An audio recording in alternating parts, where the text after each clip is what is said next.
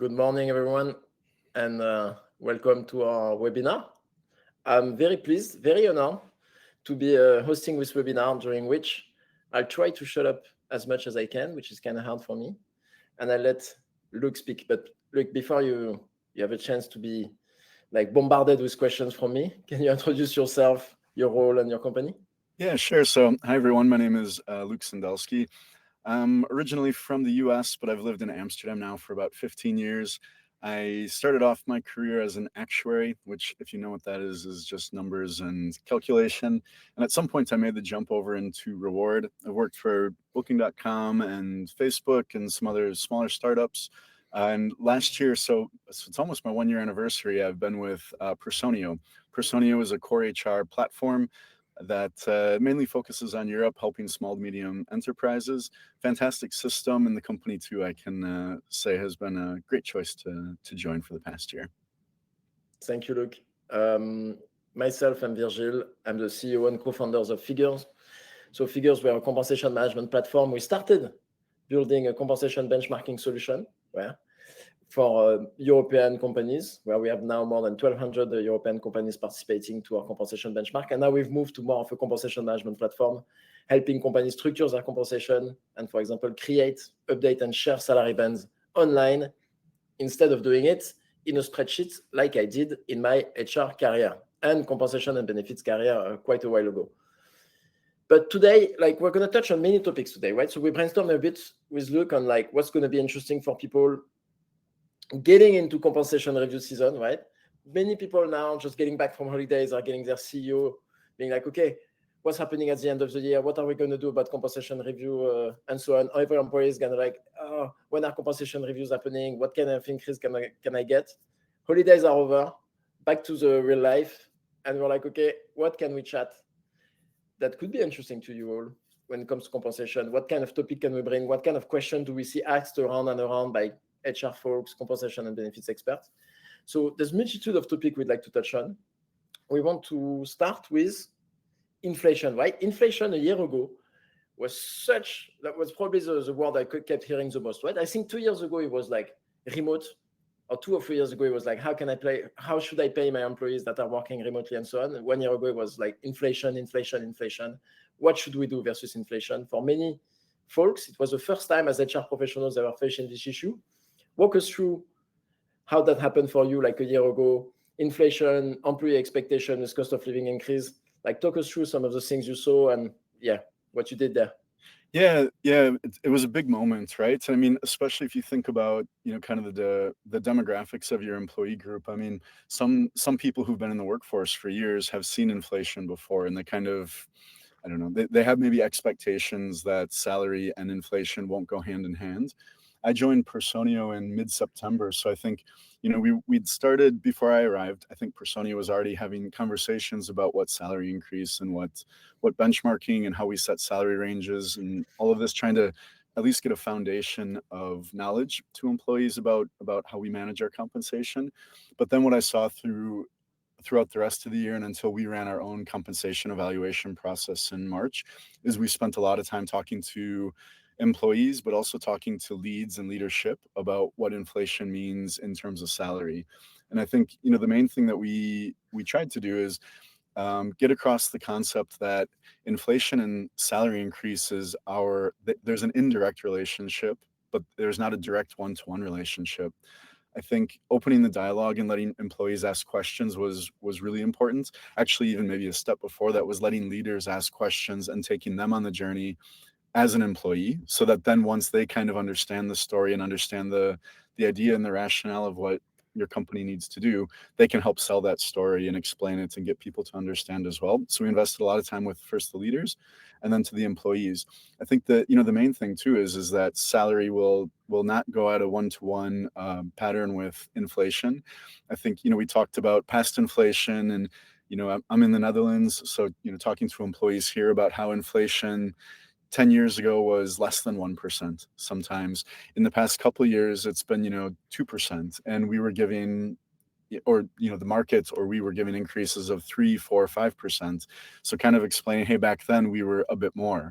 And the whole although that might set an expectation that you'll always give a bit above inflation. And instead, you kind of have to decouple it and say inflation causes changes in the market, but we give salary increases based on the supply and demand of talent. The two things, there is a connection, but it's not a direct connection. The challenging thing is that the answer is not what employees want to hear, of course. They'd Yeah. prefer to hear we're going to get more money. But at least being transparent, I think the feedback that we got was at least they appreciated the direct conversation. They appreciated when your reward team or your HR team and your leaders tackle it head on instead of kind of, I don't know, trying to dance around it or maybe looking afraid to answer it. So I think that's what we saw kind of last year. But I think it's super interesting that you say that, because last year I had this example of a company where they were like very early on, I think it was September, they're like, you know what, we're going to increase everyone by 5% to fight inflation. But then people were like, and they didn't give much context about why they did so, right? And the feedback was, employees were like, why only 5%? Inflation like 7 or 8, it's not enough. That this is nearly a slap in the face and so on. And like the CEO I talked to was like baffled. He was so pissed off. It was like, we're giving out a general increase super fast, and people are complaining that's not matching inflation. Like everyone is, they just all spoil kids and so on. Like he was super pissed off by that. But I think it shows that beyond, and I think it's true in a lot of ways when it comes to compensation, beyond the action you take, you need to spend time explaining, communicating, educating people for them to understand the why of your decision is nearly more important than the decisions themselves, right? Yeah. Yeah, absolutely. I think, there were a few articles, companies like Figures or certain consulting firms too. It was nice to see that if you Google salary and inflation, you would get some explanation of this. And so it was nice to actually look around and see that, hey, if your employees are looking at multiple sources of information, they're hopefully coming back to the same conclusion. But I think it's still a key thing that the people responsible for compensation and leadership generally are tackling it head on and giving that context. I mean, 5%, it's a great budget overall, but Yep. if expectations aren't managed, then you can lose control kind of the impact it'll have. And one thing before I ask you further question, right? I didn't mention, but to everyone watching us, you can ask questions in the chat. We're going to have a Q&A in the end, but if your question is related to what we're talking about, I'll try to pick up questions as we go so that we can make it a bit lively. But getting back to inflation, do you see a different context this year? Have employee expectation like slowed down a little bit? Yeah, I mean, at the end of the day, like before I started at Personio, I kind of left and went traveling, and I could buy a lunch for maybe 10 euro in Amsterdam, and when I came back it was maybe 15, 16 euro. Like, it was noticeable. And I think people are still kind of dealing with that prices have fluctuated. I think you also just see in the talent market there's a lot of fluctuation happening. A lot of so inflation is one thing. Inflation seems to be coming down within the company. It's not that we don't hear about it, but we've given kind of the answer. So I don't think we're getting the strong challenge as much as we used to, but we still hear about the pain from it. And that's internally. So I think expectations are managed, not that we would stop communicating about it. I think externally, though, in terms of what's happening in the market, there's been layoffs in big tech. I mean, I talked to friends who, I made at Meta, and they say things like, hey, we just survived the layoffs. So for one, there's an influx of talent into the market from the layoffs.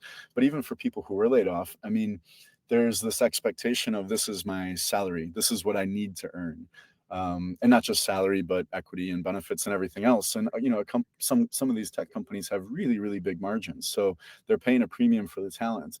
And I've had friends come to me not knowing much about comp overall. I mean, they know basics, right? And they're coming to me saying, I thought this was my market rate, and now when I'm interviewing, I think it maybe is here, but they're still pushing for the higher rate.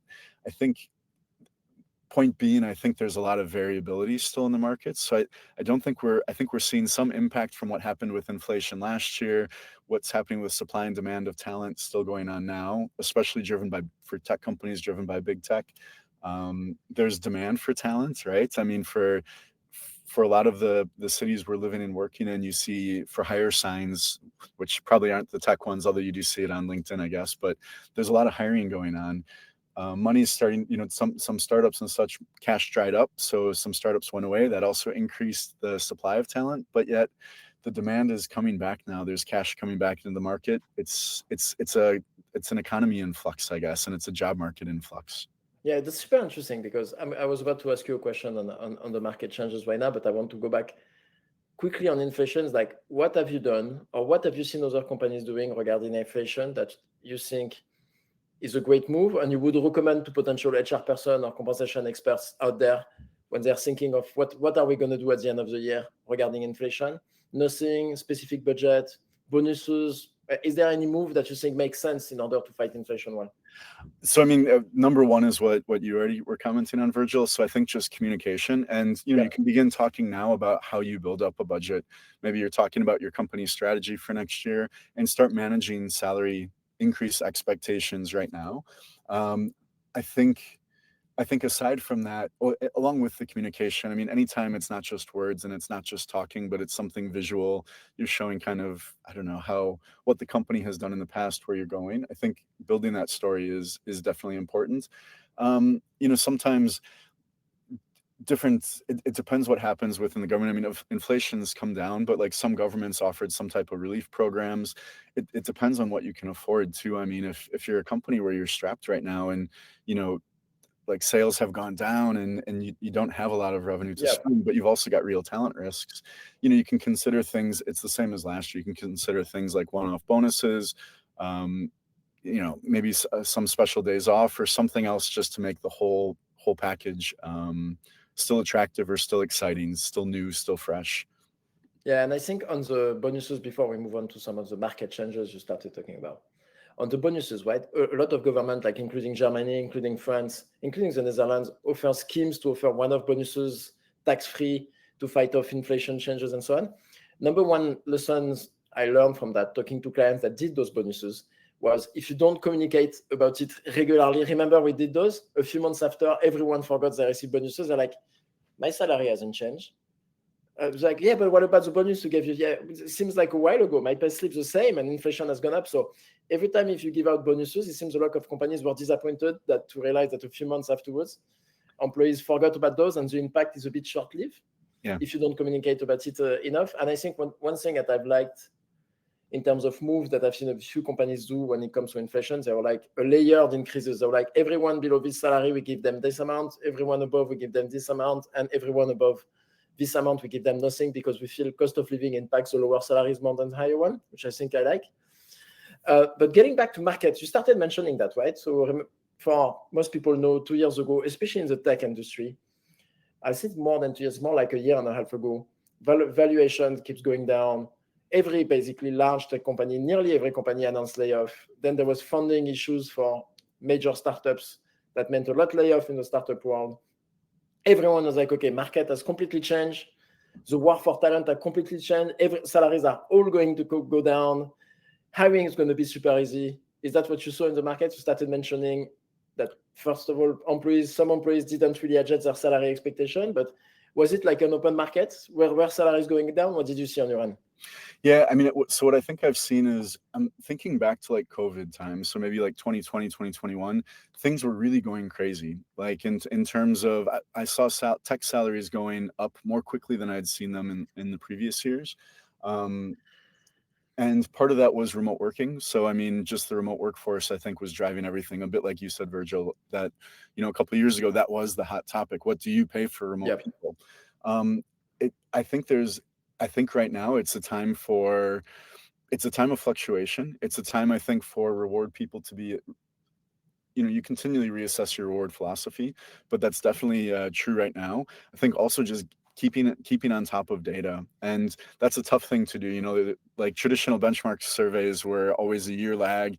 You have to process everything. It's very, very tough. I think companies like Figures, you can get your finger much more on the pulse of what's going on, and I think trying to take an objective look at what changes in the market could mean. What's your data telling you? So what do I think? I think the tech market right now is a bit unstable in terms of compensation. I think there's those people that have been laid off, but there's those who haven't as well. And if you think about, let's say, you've got your company, you're going to have to lay off, like, let's say 50% of the staff. The 50% you've kept, you really made a choice to hold on to them for some reason. So maybe the environment's not as good either, right? So you've maybe given them more. So now if you flip it and say, okay, I'm looking at talent that's currently within those companies, they're probably being promised the moon and the stars. How do we compete with that? How do you keep talent mobility happening with people who, not just those who maybe, excuse me, have been laid off, but those who are still in their current company. And I think it's just a market in fluctuation is what we've seen. Yeah, I think this is what we've seen as well. What the feedback we had as well is from multiple hiring platforms is what the number of applications went down last year. Weirdly enough, because you'd think there's more people on the market, but many people that were on roll was like, you know what, maybe job stability is good in those moments, right? Maybe I don't want to join another company and be last in, first out if they announce layoff 2 months after I joined. So there was a bit of weird movement in the market. For what we saw on our end, we still saw overall market increase, right? But it was quite different per function. We were chatting about that just before the beginning of the webinar, because what we saw is the tech market is still growing, right? And it's not growing as fast as it used to during COVID, where it was completely insane, right? But we're still growing. We still see the tech salaries going up, and in every hub, right? Berlin, Paris, London. When we look at our data, we still see tech salaries going up. Sales and support function, however, there's been some growth, so it's with slower growth or even some stalling in salaries. This is the biggest thing we've seen. Seems like market is, instead of going crazy, is still going up, but it's especially in tech roles. On other roles, it's a bit more mixed, right? So I think that's what our data said, is that it's a different market now. Do you see some similar stuff? I mean, definitely. Like if you look at talent acquisition teams, right? I mean, unfortunately they were the first ones to get cut, right? You stop hiring, so those teams shrink. So TA people flood the market. I think usually sales, marketing, they kind of get hit by that too. So then you get an influx of talent there, so you don't see the salaries moving as much. But at least for tech companies, I guess in that time they're thinking, what do we need to do? Because sales maybe have gone down, companies or people are maybe spending less money because we were in a recession or quasi recession. We need to innovate on our product. We need to improve the platforms. So ultimately tech is still, I mean, it's fundamentally they have scalability at the core of what they're trying to do. They're creating scale in the marketplace. And that still becomes increasingly valuable. Yeah, I think that's what we see as well. I'm curious to see if you see other things in the comment section. Don't remember that if you have any question, please ask them into the chat section. We're going to have a Q&A at the end, but if you have questions during our conversation, feel free to ask those so that we can pick those up. Now we're like, okay, market's changing. There's a topic that was not necessarily a topic that was very topical at the moment, more of a long-lasting thing. But when we started preparing for this webinar, we felt like we had to discuss equity, right? Especially equity in the startup and scale-up environment, right? Because equity has been part of the compensation and benefits package for a while. But I've seen there's been, so before talking about like nowadays and some of the changes on the current environment has on equity, like historically, what's your perception of the impact of equity when it comes to like attracting and retaining talent in companies and like startups and scale-ups? Yeah, throughout my career in reward, so I've been leading reward for about 12 years, I guess.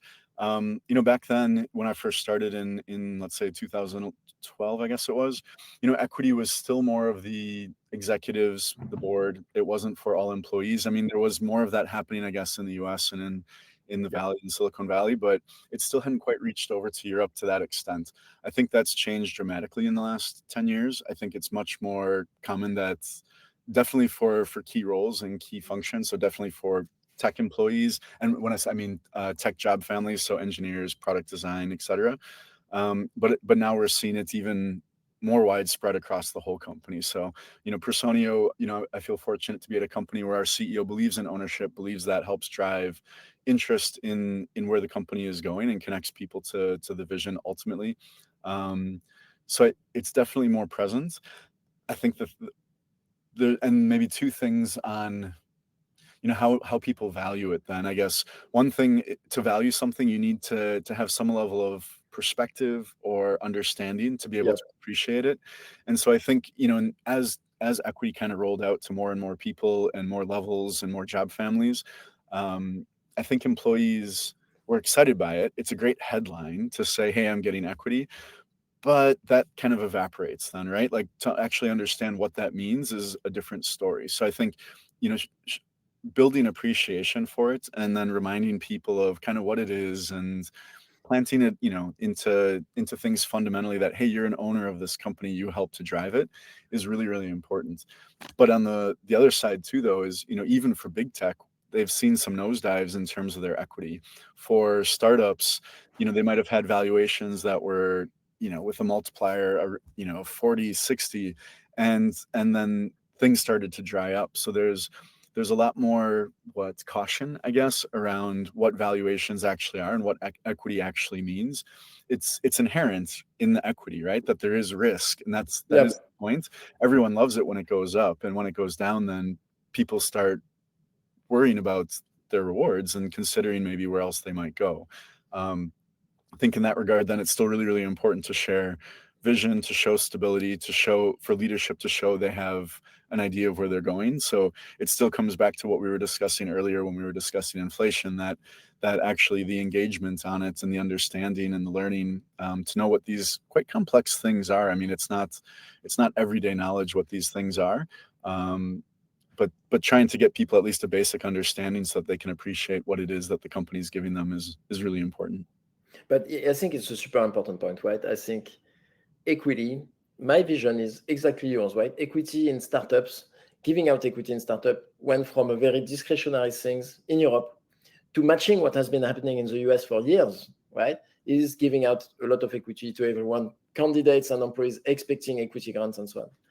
But I think what happened, my take is there's been a switch in giving out a lot more equity at a lot more people in startup, right? Driven by founders themselves, like yours, right? That believes in equity, believes in ownership. Like if the company is successful, making all employees successful, and I very much share that belief because I also, like everyone at Figures, I get equity and I'm a big believer in that. However, what I think happened is most founders overestimate employees and candidates understanding equity, and they give out equity to everyone, but most people don't value it. What you mean, right? I remember a few times. Sometimes I used to go at companies like invited to talk about compensation, like to demystify a compensation as an external expert or whatsoever to employees and like open Q&A and so on. Every time I did that, I went to employees and was like, okay, raise your hand if you're sure what a stock option is, because most people receive stock option in startup, right? Nearly everyone. And like every time I'd say the answer, at most 20 to 30%, or maybe 40 if we're pushing it, of people were raising their hands. Yet, every time it was companies in which they were giving out equity to everyone. So basically it means more than half of people you're giving equity to don't understand equity. And I think my take is that if you want to give out equity to a lot of people, you need to be, once again, I think we're going to be like a broken record, super strong on communicating what is equity, what is a stock option, has those valuation work, strike price, all that kind of stuff. Because if not, you are, and I think 90% of companies giving out equity overestimate the impact of equity on attraction and retention, right? Which is absolutely insane to me. Absolutely. I think it was the Netflix book. I forget how old it is, but it's probably a good 5 years old now. There's a nice chunk in there about equity and about giving equity to people. And I think, even within Personio, I can sit up here and tell this audience, hey, these are the things we need to do. But even though I know this, it's still a struggle to figure out the right way to do it. And I mentioned the Netflix book just because they mention when you give equity, you need to also embed it, right? So I think for us to say, hey, you're a Personio owner, you own Personio, you own this company, but don't just say it when you give the equity grant or when you're hiring the person. You need to remind people of what that means. You need to kind of point them in the right direction of what things to look at and why they could be excited, why your investors are excited, and treat them as if in that same mindset. And with a grain of salt in that your investors and your other shareholders spend a lot of time thinking about this stuff, right? So you can't use the same dialogue, but Yeah, exactly. but you need to do something to help the employees understand it. And what I notice within Personio and even other companies, we'll talk about options, we'll use all these different words, and even just trying to do it in a consistent way, to talk about strike price with a consistent definition every time you go out versus rewriting it just slightly, but rewriting it a little bit. No, find a very consistent and easy way to talk about it, and then do that at any given moment or at various moments. I mean, even if it's not a reward topic, to have your CFO or your CEO talking about results and talking about strategy as they would to someone who is an investor, but again, at a level that can be accessible to employees.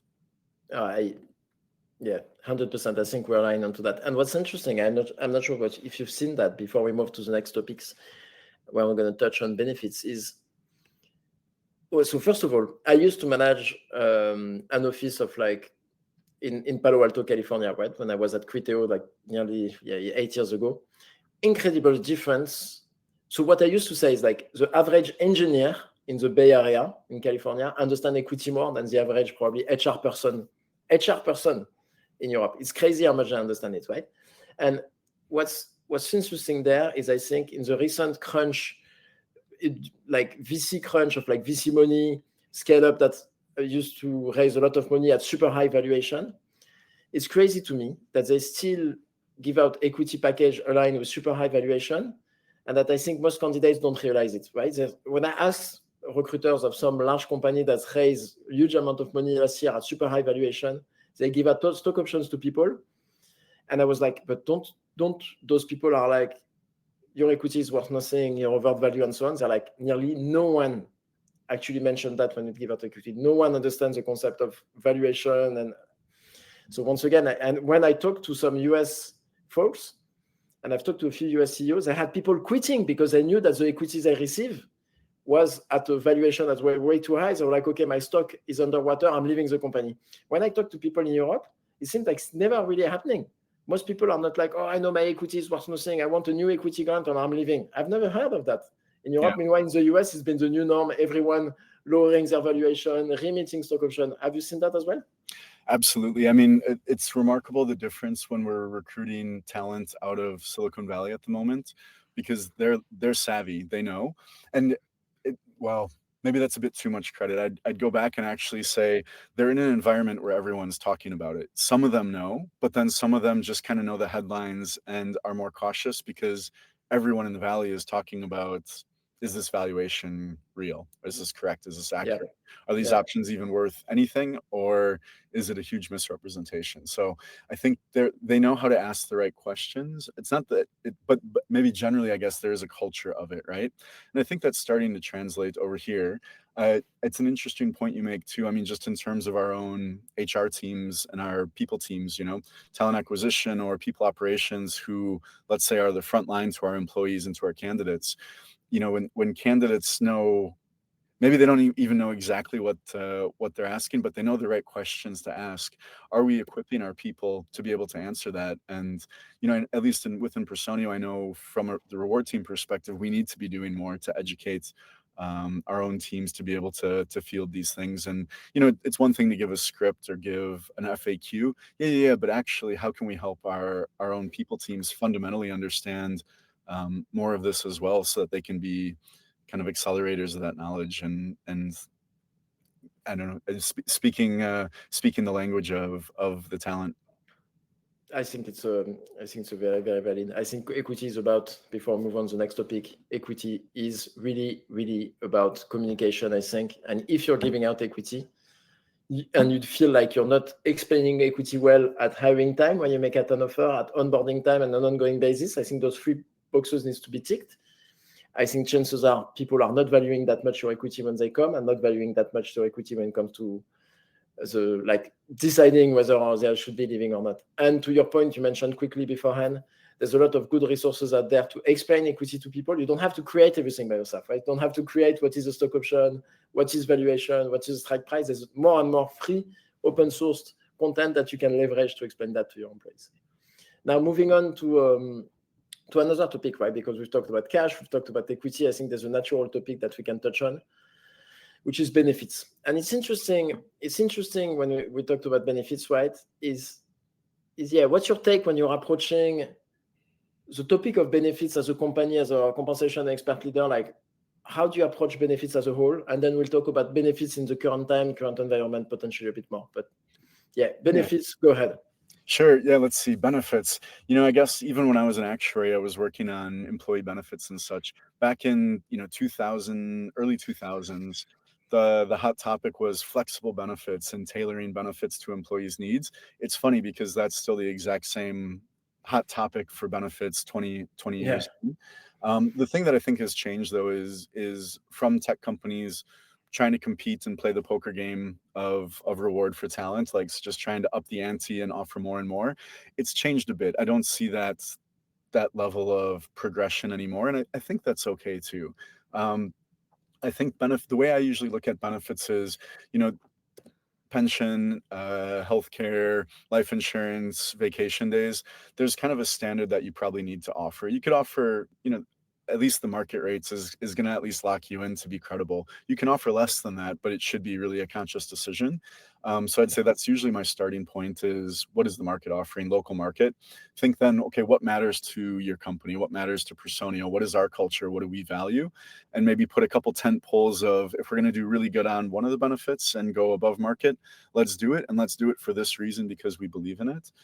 So really distinguishing your culture with that benefit. And then the other thing too that I've seen popping up is, you know, benefits can be, I don't think it's going to be a huge game changer unless there's things you can do to articulate your culture, represent your culture. So that's number one.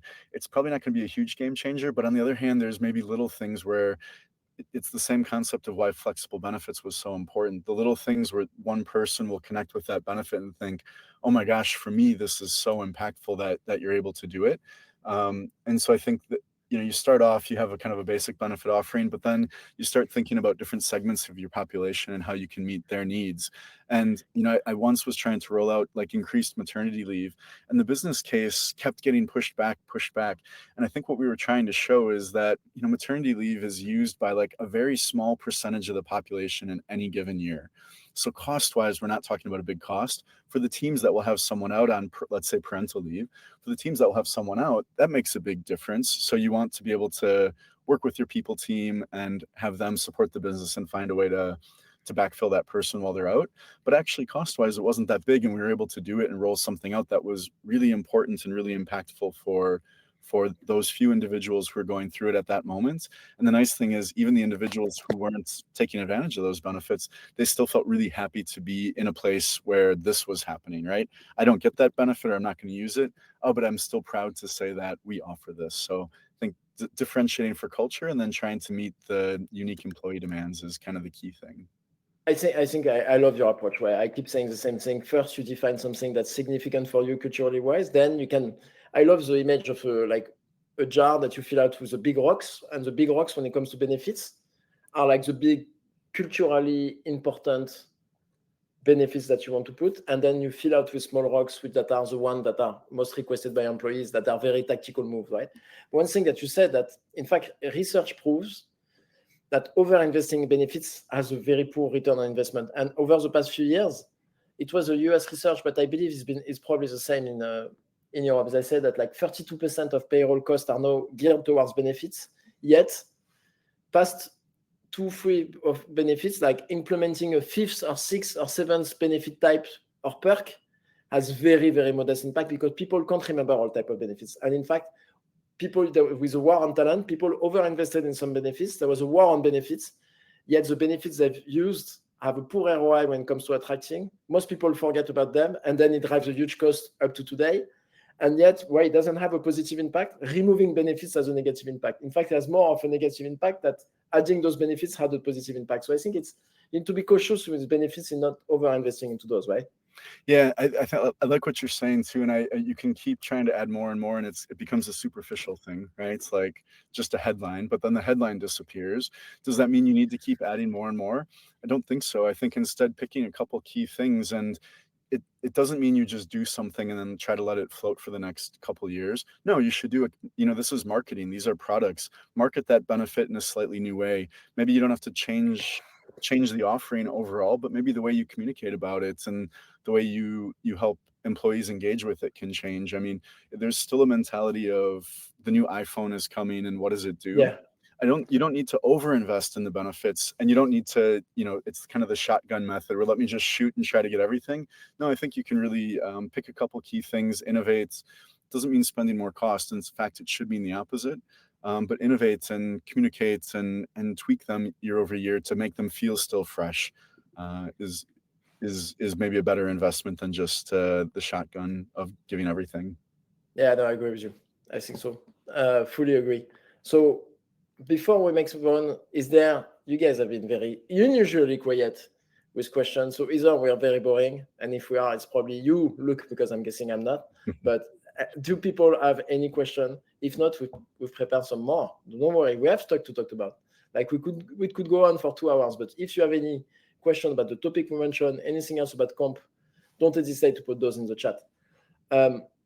One thing that, waiting for more questions, that we discussed briefly, right? That is of course very topical for us because we announced something last week. But the impact of AI when it comes to compensation and compensation practices, right? I'm interested to hear what you think, because everyone talking about AI and generative AI. Do you see generative AI or AI in general having an impact in the world of compensation? Yeah, absolutely. I mean, I guess number one, generative AI right now is about building content. And so I don't know, 80% of every answer we've just given as we've been talking, Virgil, is around content and explanation. So I think AI can definitely support there.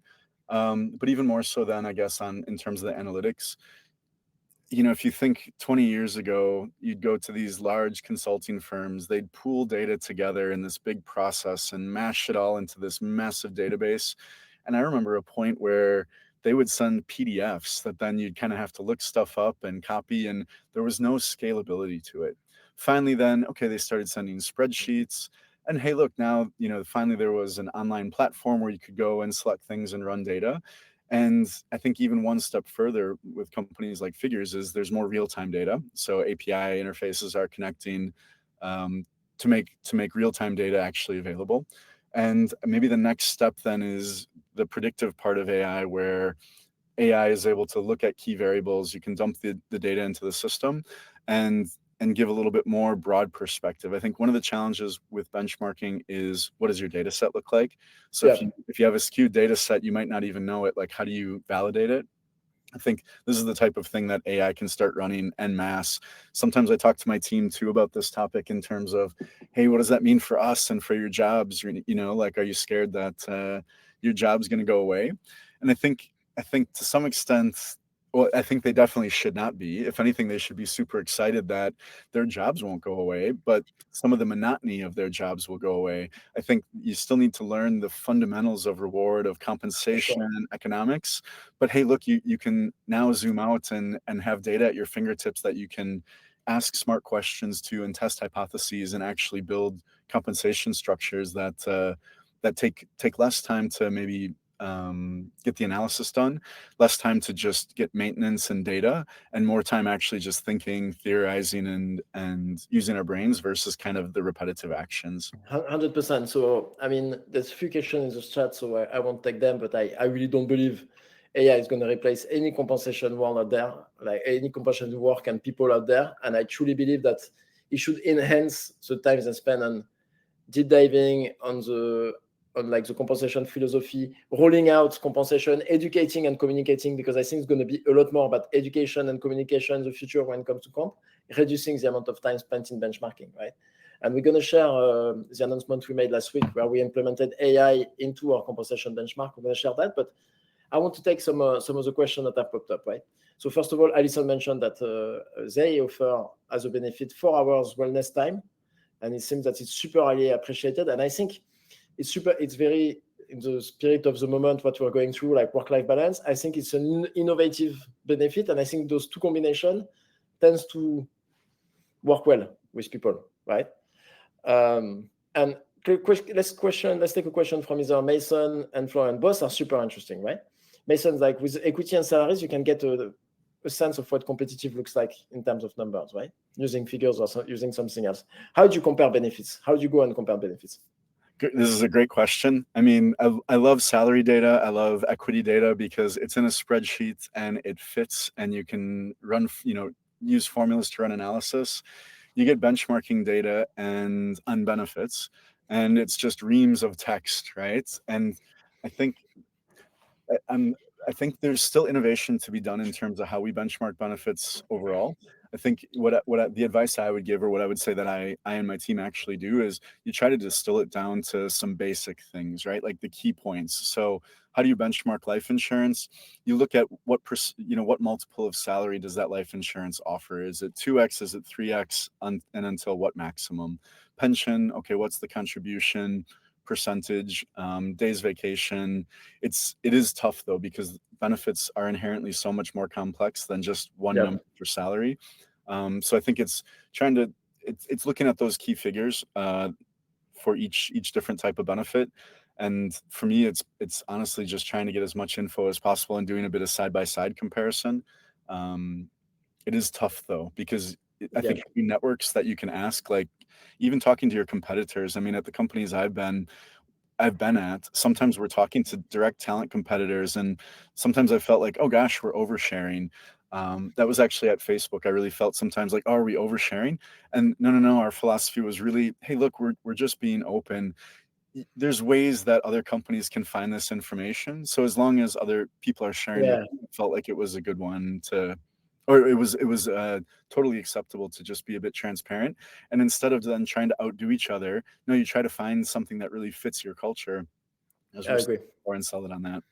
And if I can help with run benchmark, so it's very local as well, like benefits. So we have run benchmark that you can find on our website for Germany, Netherlands, UK in partnership with Ben and France. So if you want to see what benefits benchmark we have, what companies are offering in each of those 4 locations, you can find that on Figures. It's super hard to build because once again, super local. Pension is different from one country to another and so on. It's like 1 minute left. I want to take Florian's question, which is very interesting. What's your favorite way to show total comp and total compensation? It's a good one because, there's a implication with that. Yeah, I think so. For what I've noticed in terms of showing, like we used to make bespoke total reward statements just out of Excel for every employee when I was at Booking.com. What I found was showing numbers like compensation in terms of graphs, and I think showing progression over time is another key thing. So showing total comp with graphs, and then for the rest, just showing a menu of what people offer, right? Like a menu is an easy thing. Benefit, and you didn't ask about benefits, but in terms of total reward, showing the benefits that are available to you in a one pager that has comp along with progression over time, and then the menu of benefits, I think is. And so do you show the monetary value of benefits? To be honest, this one I'm really I go back and forth on. I think for a pension contribution, absolutely.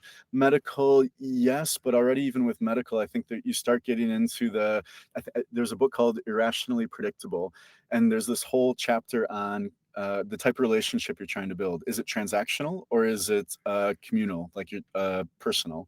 If you show the cash value of stuff, it becomes very transactional. Here's your salary, you do this for me and I give you this.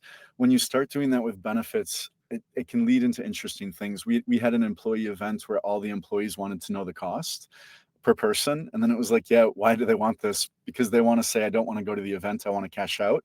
No, that's not why we're giving you this. That's not the relationship we're building. We're having this event to create an experience and a memory.